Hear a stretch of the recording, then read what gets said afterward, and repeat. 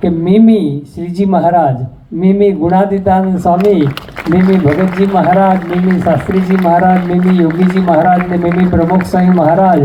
એટલે આજે તો આપ પધાર્યા એટલે સાક્ષાત શ્રીજી મહારાજ અને સાક્ષાત ગુણાતીત પરંપરા એ આ વ્હાઇટ સેન્ડ હોટલને આંગણે પધારી છે. તો આ સાક્ષાત અક્ષર બ્રહ્મના અને સાક્ષાત શ્રીજી મહારાજના આ વ્હાઇટ સેન્ડને આંગણે વધામણા થયા છે. 1822 દિવસ પછી સ્વામી આપ આ હોટલની અંદર પુનઃ એ પધાર્યા છો. 1822 દિવસ પછી તો આજના દિવસે આપણે સાક્ષાત મહંત સ્વામી મહારાજ અહીંયા પધાર્યા છે. તેમને પુષ્પહારથી વધાવીશું. અહીંયા ટાંઝાનિયાની અંદર જ વિચરણ કરતા પૂજ્ય નિર્દોષ મુનિ સ્વામી અને પૂજ્ય મધુર મુનિ સ્વામીને હું વિનંતી કરું ઠાકોરજીના પ્રસાદીના હારથી એ સ્વામી બાપાને એ વધાવે.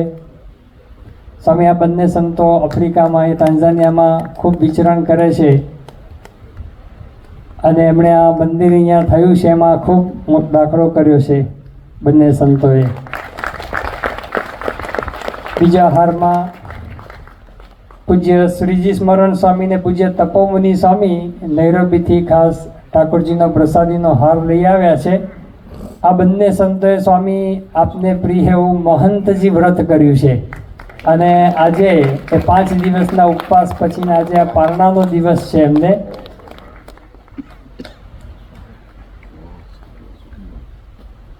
શ્રી સ્વામિનારાયણ ભગવાનની બંને સંતોએ મહંતજી વ્રત કર્યું છે. એમાં તપોમુનિ સ્વામી તો 1 મહિનાના લિક્વિડ ઉપવાસ કર્યા અને છેલ્લા 5 દિવસ એ નિર્જળા ઉપવાસ કર્યા છે. ત્રીજા હારમાં પૂજ્ય આદર્શ મુનિ સ્વામી અને પૂજ્ય યોગી મદન સ્વામી તેઓ પધારશે. આદર્શ મુનિ સ્વામીએ પણ સ્વામી મહંતજી વ્રત કર્યું હમણાં થોડા દિવસ પહેલાં જ આપની આજ્ઞાથી. અને પૂજ્ય યોગી મદન સ્વામીએ 5 મહિનાના ધારણા પારણા કર્યા. એમાં 4 મહિના કાચા ધારણા પારણા અને 1 મહિનો પાકા ધારણા પારણા, એ રીતે 5 મહિનાના ધારણા પારણાનું વ્રત કર્યું છે. અને આદર્શ મુનિ સ્વામીએ મહંતજી વ્રત કર્યું છે.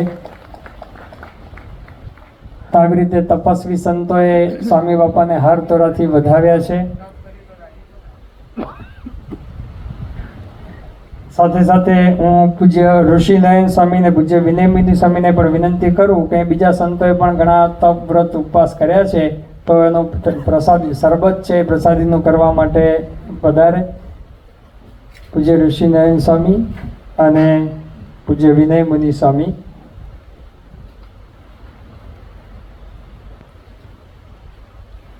સ્વામી બીજા સંતોએ પણ અમુક પાર્ષદોએ પણ આજના દિવસે ઉપવાસ કર્યો છે. જે પાર્ષદોએ જેમણે ઉપવાસ કર્યો હતા એ લોકો પણ પોતાના સ્થાને ઊભા થશે. સ્વામી બાપાની દ્રષ્ટિ એમના ઉપર પડે. રુજુ ભગત છે, પછી પાછળ પણ છે બીજા ભગીરથ ભગત, રુજુ ભગત. આ બંને સંતોએ સ્વામી છેલ્લા 1 મહિનાથી ખૂબ અહીંયા મહેનત કરી છે, સેવા કરી છે. સાથે સાથે પૂજ્ય ત્યાગવલ્લભ સ્વામી અને આનંદ સ્વરૂપ સ્વામી પણ એમને પણ આપણે હારતોરાથી વધાવીશું. સ્વામી બાપા અહીંયા 100 સંતોથી પણ વધારે સંતો આપના આ દર્શન અહીંયા કરી રહ્યા છે. બીજી વખત 1999માં પ્રમુખ સ્વામી મહારાજ અહીંયા હોટલની અંદર મોટા સંત સમૂહ સાથે અહીંયા પધરામણી કરેલી. ત્યાર પછી આ 2019ની અંદર ફરીથી આટલા મોટા સંતના સમૂહ સાથે આપના દર્શન અહીંયા થઈ રહ્યા છે. એટલે આ વ્હાઇટ સેન્ડ હોટલ ધન્ય બની ગઈ છે. પૂજ્ય વિશ્વકીર્તિ સ્વામીને વિનંતી કરું કે પૂજ્ય આનંદ સ્વરૂપ સ્વામી એમનું હાર પહેરાવીને સન્માન કરે.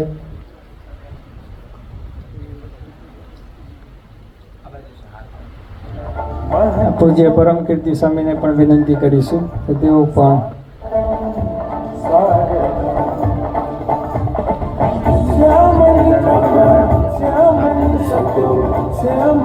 સ્વામી અહીંયા બધા ટ્રસ્ટીઓ ને બધા એડમિન ટીમ ને બધા હરિભક્તો પણ બેઠા છે. એમણે પણ ખૂબ અહીંયા મહેનત કરી છે. આ બધા મુખ્ય હરિભક્તો બધા જ છે. કુમારભાઈ છે, વીરભાઈ છે, પવનભાઈ છે. વીર છે, પવન છે, પછી પ્રવીણભાઈ છે, ઇન્દ્રવર્ધનભાઈ, કુમારભાઈ, બધા હરિભક્તો અહીંયા બેઠા છે. સ્વામી બાપા અત્યારે પ્લેનની અંદર સ્નાન પણ કરી લીધું અને પૂજા પણ કરી લીધી. પ્લેનની અંદર સ્નાન પૂજા કરી અને પધાર્યા છે.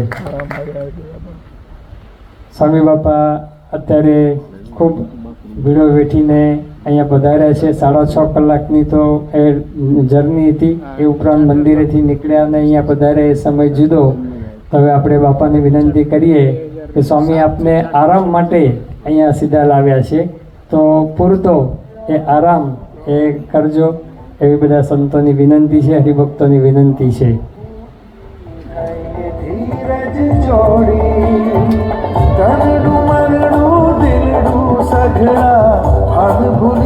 અક્ષર પુરુષોત્તમ મહારાજ પણ આ વ્હાઇટ સેન્ડના આંગણે પ્રથમવાર પધાર્યા છે. અક્ષર પુરુષોત્તમ મહારાજને પણ વધામણા છે.